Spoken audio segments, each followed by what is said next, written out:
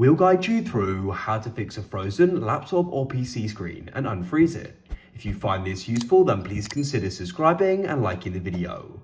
Make sure it's a full guide as we've got different fixes you can try. To get started, we're going to try doing a shortcut.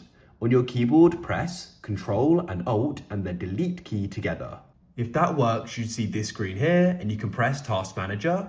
If there's just one program here causing a problem, maybe it's not responding, select it and press End Task. See if that solves it. If it doesn't, press Ctrl, Alt and Delete together again. This time, come to the bottom right and press Power and you can press Restart. Go and see if that solves the problem. However, if your computer's completely frozen and the shortcut doesn't work, go and locate the power button for your computer. This is the last resort as unsaved information will be lost. But what you need to do is go and press and hold it until it turns off. When it turns off, you can then release. Wait a couple of seconds and then what we can do is go and press it again and it will start again. When it starts again, it should no longer be frozen.